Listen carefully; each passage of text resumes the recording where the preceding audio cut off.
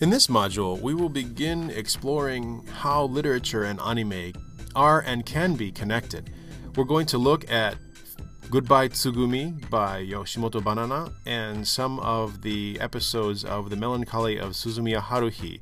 We're going to examine how the characters are alike and how they are different. We're going to examine how this literature reflects manga or anime and how the anime might be related to other kinds of literature, especially with the tropes of tsundere and moe. I want to read you a few quotes before you get started on your readings, and there are enough readings this week. You're going to read a whole novel, but it's not that long. It's probably about 120 pages or so, and it's a light read. In fact, currently, shorter light novels have become very popular in conjunction with anime.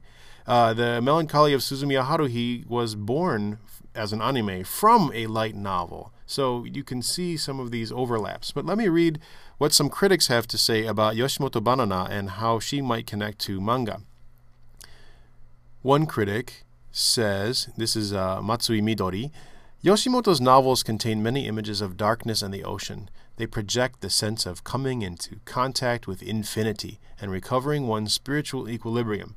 The evocation of the other world through the act of watching darkness is a feature that Yoshimoto's novels share with those of Murakami Haruki.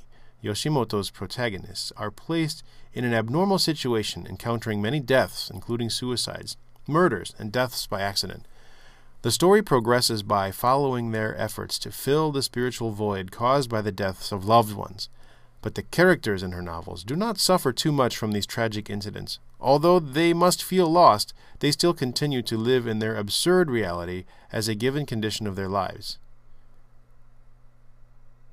And this is Murakami Ryu, as quoted in Midori Matsui's Beyond the Pleasure Room to a Chaotic Street, Transformers of Cute Subculture in the Art of the Japanese 90s. And this was found in the Murakami Takashi Little Boy book. Another quote from the same essay, in the work of Nara and Yoshimoto, the transformation of kawaii subculture into art may be observed, using simple forms that resemble folk tales and children's doodles, making radical ellipses and distorting details. These artists capture the intuitive forms of innocent emotions. In their work, childlike directness becomes a means of affirming the existence of a genuine self, beyond the exchange of simulated feelings. However fragile, the self discovered through such unquestionable faith shapes a sense of personal autonomy. So in this quotes above that seem a little theoretical, some of them are talking about formation of self, spiritual wholeness, childlike directness, kawaii, and this is all sort of in connection with the super flat idea that we talked about a little bit before with the Azuma book, that whereas before, and then Baudrillard talks about this too, there was depth to works, that they tried to answer larger questions and they had a deeper meaning of a deeper read. People tried to figure out what they meant.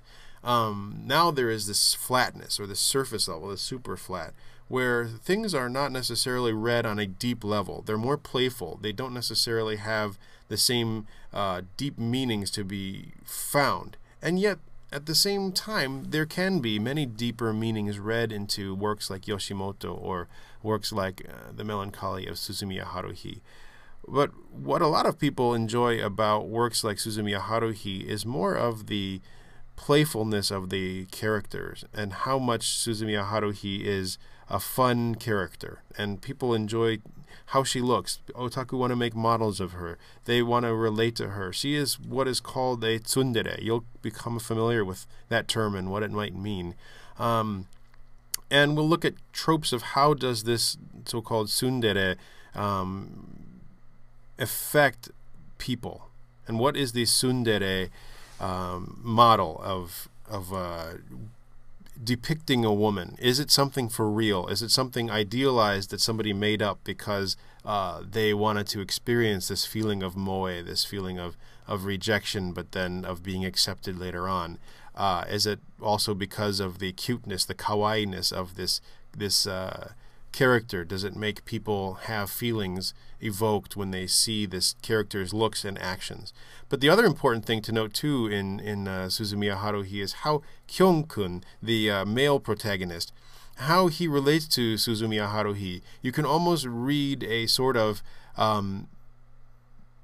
gender inequity gone out of control, where the tsundere character has so much power and has so much ability to do things that she also, on the softer side, wants this male character to tell her no, to actually give her his own input and his own opinion, to even things out, so that there's not necessarily a character imbalance where somebody has too strong of a personality and can totally control everything, and somebody has too weak of a personality and just kind of steps off and is always looking from afar, like some otaku tend to do.